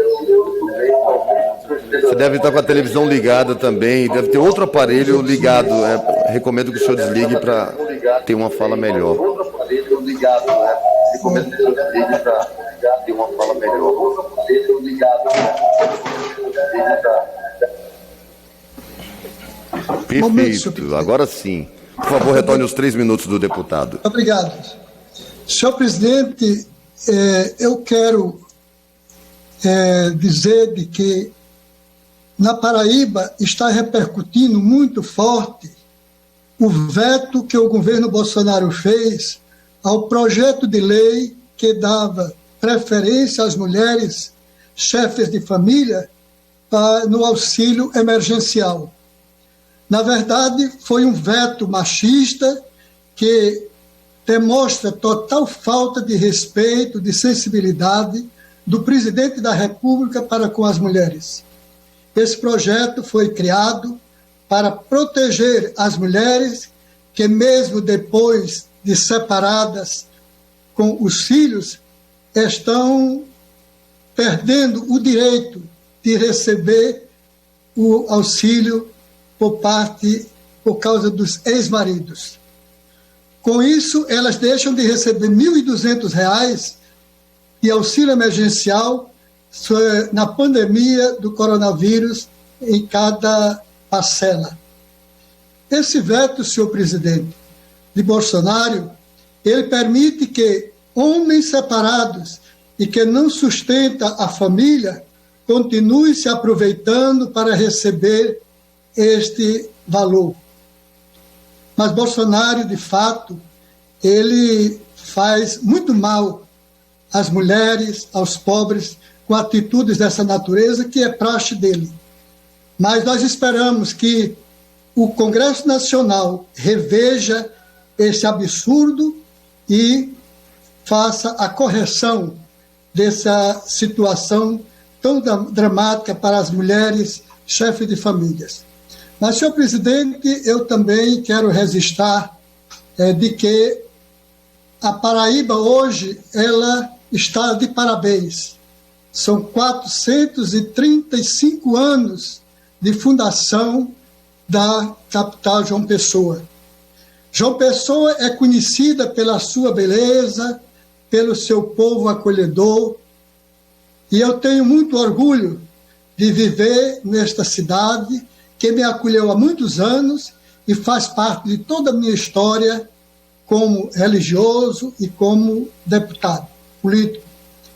Dos 91.408 votos que tive na última eleição para deputado federal, 18 mil aproximadamente foi da população de João Pessoa. Hoje eu tenho muita satisfação de anunciar que destinei para a capital de João Pessoa R$4.600.000 em emendas para a capital. Esse dinheiro é para saúde, cultura e também assistência social. Parabéns a João Pessoa, parabéns ao nosso Estado por os 453 anos. Para concluir, e deputado. contem comigo, como deputado Frei Anastácio, que nós continuaremos lutando para a melhoria de vida, da qualidade de vida do nosso povo, tanto da capital como do Estado. Muito obrigado.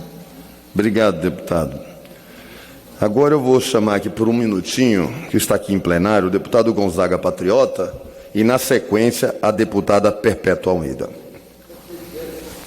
Presidente, senhoras e senhores deputados, agradecer a Perpétua Almeida, minha líder, por esse minuto, para trazer aqui um pronunciamento que, inclusive, eu peço a Vossa Excelência de divulgação, que esta pandemia, ela atacou o planeta e o Brasil, lamentavelmente, é primeiro lugar desta pandemia. O estado de Pernambuco, o governador Paulo Câmara, se cuidou muito e cuidou da população. Infelizmente, a gente já tem lá mais de 6.000 pessoas que faleceram, muitas pessoas ainda estão contaminadas, e enquanto a capital, a área metropolitana do Recife se cuidou mais um pouco, o interior, Deus me livre, Serra Talhada, Salgueiro, Petrolina.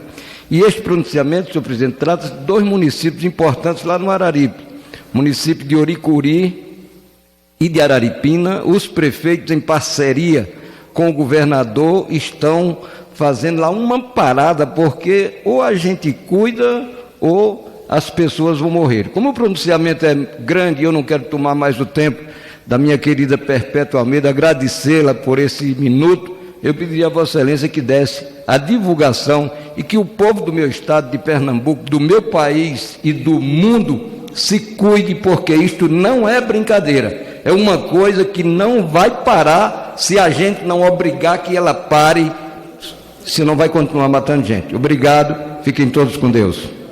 Deputado Gonzaga Patriota, pela sua contribuição a esse parlamento, e sem dúvidas eu acato o seu pedido e vamos fazer com que saia nos anais da casa.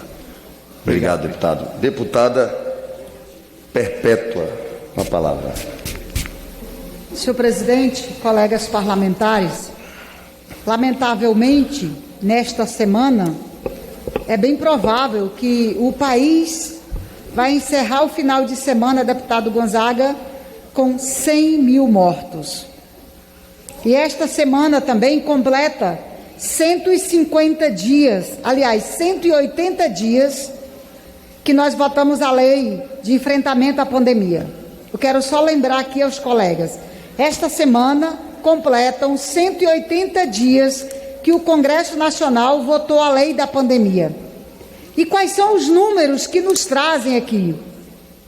Então vejam, dos 549 bilhões autorizados pelo Congresso para que o governo enfrentasse a pandemia, tanto na área da saúde, como na manutenção dos empregos e na manutenção das empresas, o Congresso destinou 549 bilhões.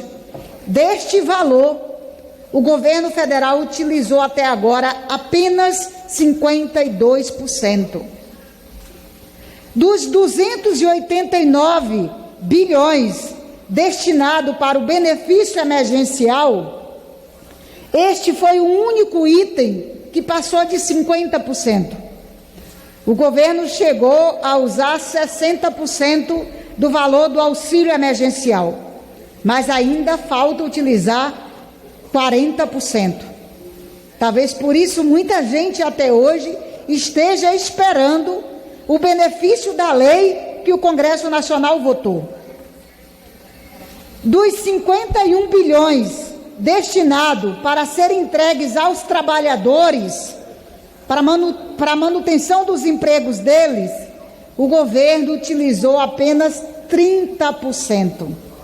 Por isso, a tendência de chegarmos a 20 milhões de desempregados no país nesse período de pandemia. Senhor presidente, mas aqui tem um número que grita de agonia. Dos 39 bilhões destinados para o uso na saúde, para salvar vidas, pasmem, o governo federal não usou nem a metade do recurso. Apenas 48% foi utilizado.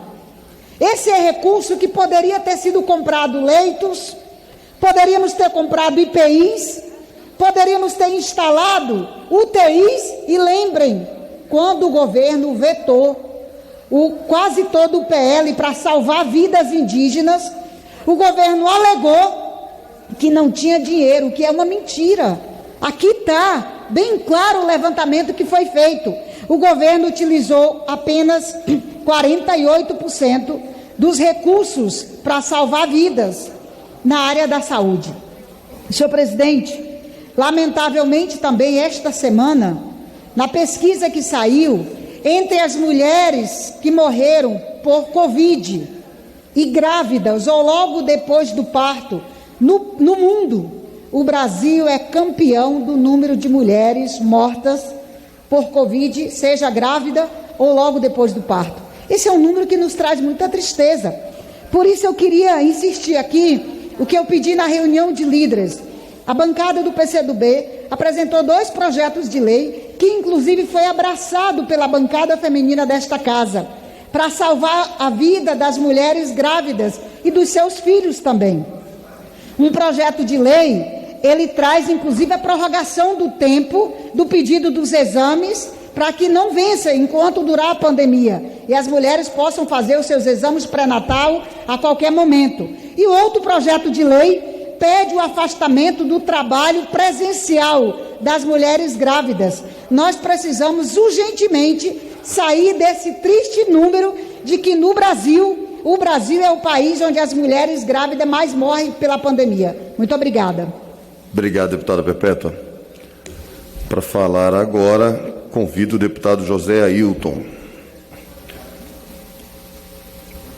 Senhor presidente, a todos que estão nos assistindo nesse momento, hoje, 5 de agosto, é o Dia Nacional da Saúde.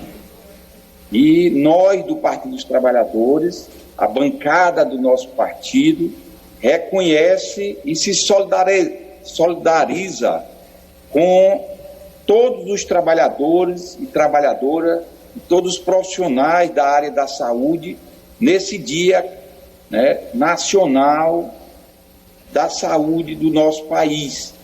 Infelizmente, nós estamos muito tristes, porque o Brasil está vivendo essa crise terrível da pandemia, e o presidente da República, infelizmente também, digo isso com muita tristeza, vetou o projeto de lei 1826 do deputado Reginaldo Lopes, que socorria com ajuda financeira aos profissionais da área da saúde que foram incapacitados em função do coronavírus. Infelizmente, desgraçadamente, nós estamos num país governado por um gestor que não tem coração, sensibilidade com a vida das pessoas, que não tem o mínimo de dimensão do que é um país que está vivendo essa situação dramática de nós chegarmos ao patamar de quase, nós vamos ultrapassar a casa de mais de 2.800.000 pessoas contaminadas, de mais de 95.000 pessoas falecidas, chegaram a óbito em função da pandemia do coronavírus. E eu estava até aqui me lembrando, a bomba de Hiroshima, lá no Japão, matou 90.000 pessoas. E o mundo parou. E nós estamos tendo no país mais do que essa quantidade de pessoas sendo vítimas do coronavírus, e as pessoas não se sensibilizam com isso. Nós tivemos agora essa tragédia do Líbano, essa explosão em que falece mais de 75 pessoas, mas o mundo parou para assistir essa tragédia do Líbano, que nós nos solidarizamos também, mas as pessoas parecem que estão anestesiadas, que não se dão conta de que nós já temos no país mais de 95.000, chegando a casa dos 100.000 pessoas já falecidas em função do coronavírus.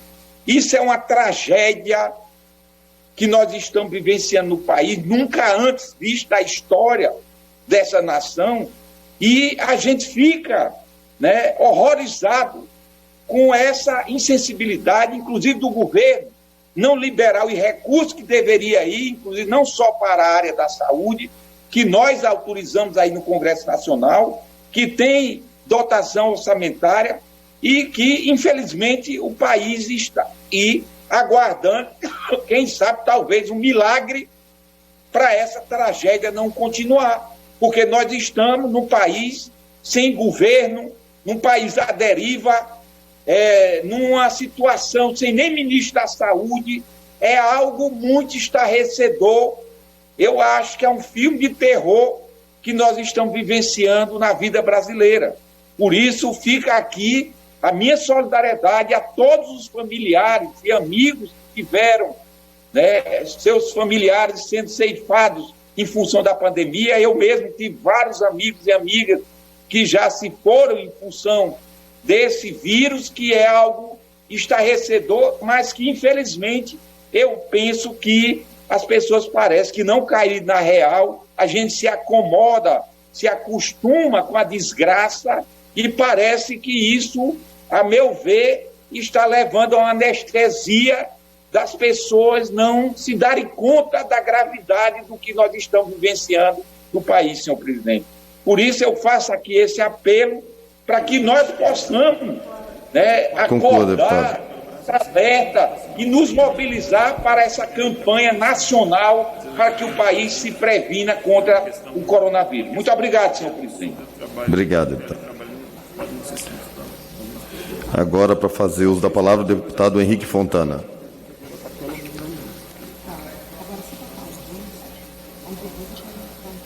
Boa tarde, presidente. Boa tarde a todos os deputados, deputadas e ao povo brasileiro que nos acompanha em mais esta sessão da Câmara Federal.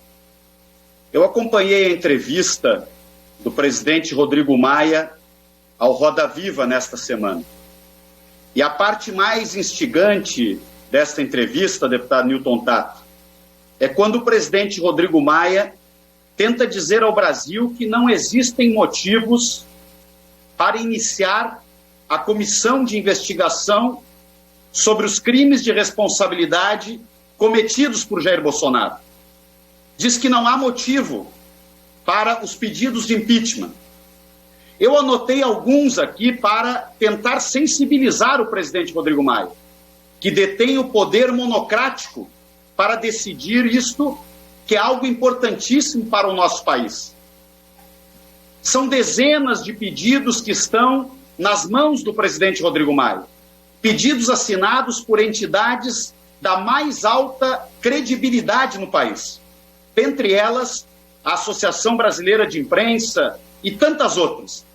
Mas vamos lembrar alguns crimes de responsabilidade.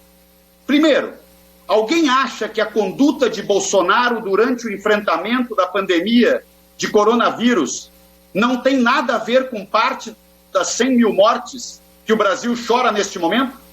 Um presidente que desmontou o Ministério da Saúde em plena pandemia. Um presidente que incentiva aglomerações. Um presidente que sai para a rua sem o uso de máscara. Um presidente que boicota todos os mecanismos de prevenção da pandemia. E, por fim, um presidente que faz propaganda falsa de um remédio que não cura e que leva à morte de pessoas. O Brasil é um dos únicos países, se não o único, do mundo que, em meio à pandemia, tem cloroquina para jogar no lixo e não tem testes para cuidar da sua população. Presidente Rodrigo Maia, isto é ou não é um crime de responsabilidade? Segundo, quando ele aparelha, quer controlar a Polícia Federal, que leva inclusive à demissão de Sérgio Moro, isto é ou não é um crime de responsabilidade? Terceiro, quando ele tem assessores dentro do seu gabinete que fazem parte do gabinete do ódio, da rede de disseminação de fake news, isto é ou não é um crime de responsabilidade? Quando ele convoca, incentiva e participa de atos contra a democracia, contra o Supremo, agredindo o presidente Rodrigo Maia, agredindo o presidente Davi Alcolumbre, agredindo o parlamento, isto é ou não é um crime de responsabilidade? Quando aquela reunião ministerial, deputado Tato, mostra um ministro na frente do presidente... Para concluir, deputado. ...falando em passar a boiada para desmontar a legislação de proteção ambiental no país. Isto é ou não é um crime de responsabilidade? O Brasil, presidente Rodrigo Maia, quer ter o direito de julgar com equilíbrio, mas Conclua, deputado, por favor, deputado Henrique Fontana. De julgar o pedido de impeachment de Jair Bolsonaro no Parlamento brasileiro. O senhor não pode continuar com todos esses pedidos.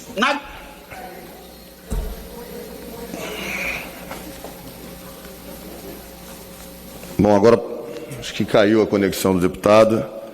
Com a palavra agora o deputado Nito Tatu. Nilton, está aí? Pode botar o áudio. Senhor presidente, caros parlamentares, eu venho aqui a essa tribuna para falar de 3 pandemias. Sim, 3 pandemias. Primeira, esta do coronavírus, e nós estamos chegando aí à marca triste de 100 mil mortes nesta semana.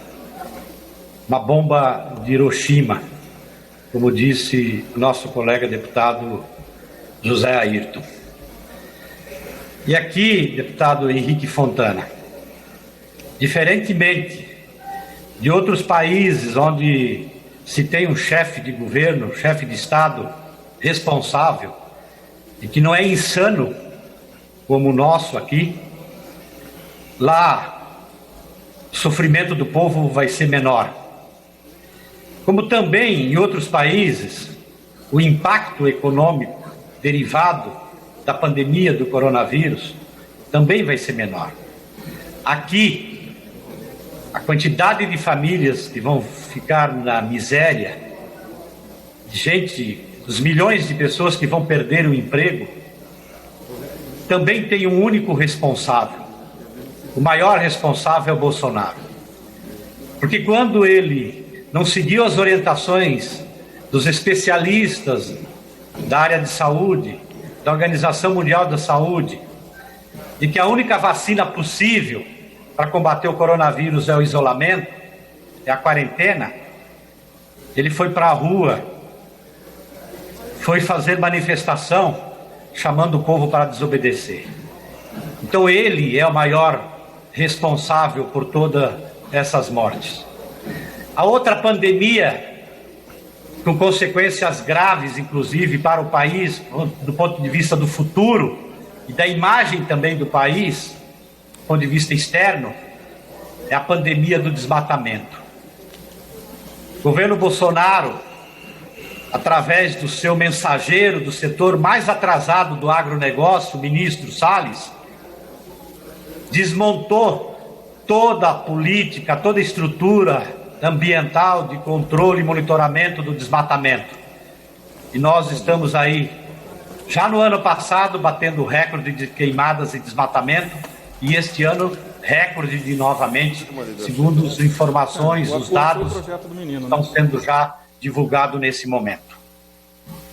Portanto, ele é também responsável por tudo o que está acontecendo do ponto de vista da imagem do país lá fora, e do comprometimento do ponto de vista de futuro do país, com consequência, inclusive, para a agricultura, boa parte, inclusive, da base do governo nesse parlamento. E a outra pandemia estrutural, histórica, e que aqui, durante a pandemia, vem aguçando cada vez mais, é a concentração de renda nesse país. Por isso, eu quero aqui trazer para este parlamento, para que se reflita. Obrigado, líder. Coloque imediatamente, que o Maia coloque imediatamente para votar um desses processos de impeachment, para que o Bolsonaro não faça tanto mal e prejudique o país no futuro, da forma como ele já está fazendo agora. Obrigado. Deputada Paula Belmonte.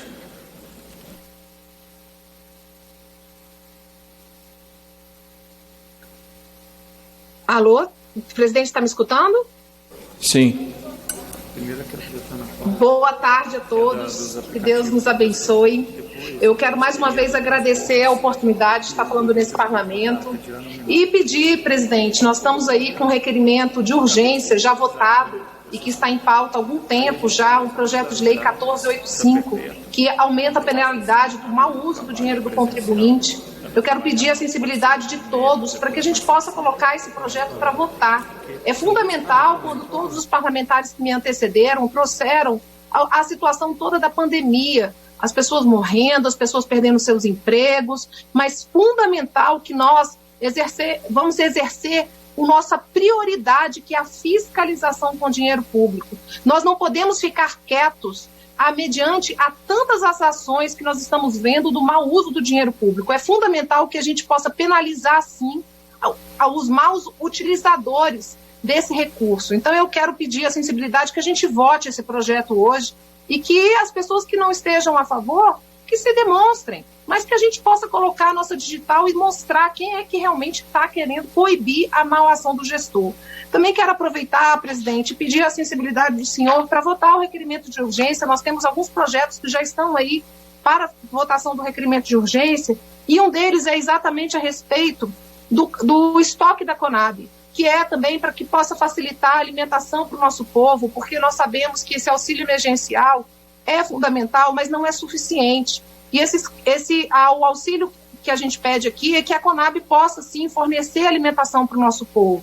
Nós temos também um projeto que também já conseguimos assinatura a respeito da Defensoria Pública, que é um projeto que regulamenta a Defensoria Pública a fazer o teletrabalho. Também peço a sensibilidade do senhor de um projeto que também nós conseguimos protocolar com o requerimento de urgência, é a respeito das crianças autistas. Hoje nós temos um grande número de pais que estão tendo muita dificuldade de sair com essas crianças autistas para o supermercado, para a rua, porque elas não aceitam a utilização de máscara. Então eu peço a sensibilidade do senhor para que a gente possa também estar votando esse projeto. Mais uma vez, presidente, eu quero agradecer a oportunidade de estar aqui nesse parlamento, me colocando à disposição do senhor e de todo o plenário para que a gente possa juntos e unidos a transformar esse Brasil. É um momento de crise, é um momento de tristeza, mas é uma grande oportunidade para que a gente possa mostrar que a união faz a força e a transformação do Brasil é possível. Um grande abraço, fiquem com Deus.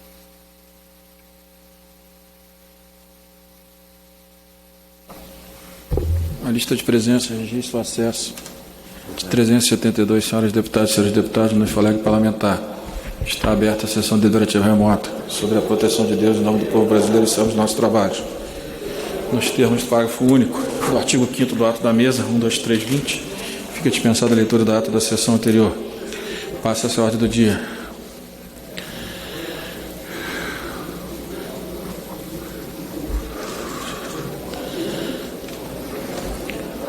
Começar com o transporte.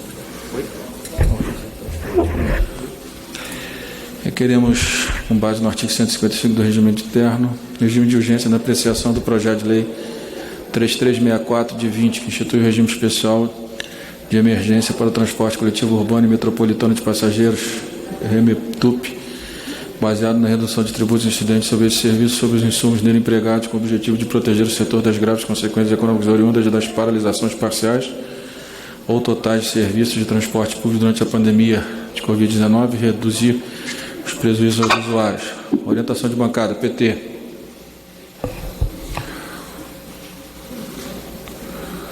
PT, deputado N.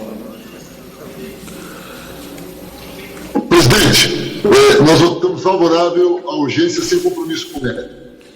PL. Só um minutinho.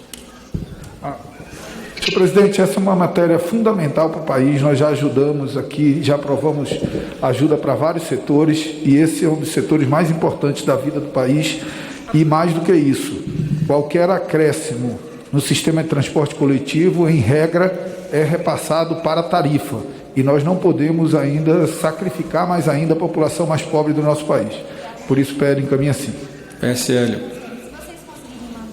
Presidente, o PSL encaminha sim, no entanto, conversei agora há pouco com o relator do projeto, o deputado Hildo Rocha, e nós queremos apenas poder dialogar um pouco mais sobre o texto, na medida em que o autor do projeto principal é um deputado do nosso partido. Então, apenas pedir realmente que, se nós pudéssemos, votar hoje apenas a urgência e deixar para construir o mérito nos próximos dias. Acho que já temos urgência, deputado. Nós sabemos aonde está o conflito, temos que tentar organizar na tarde de hoje, se possível. PP, PSD, PMDB,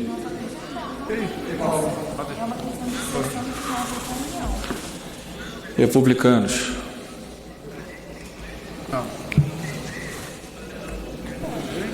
PSDB.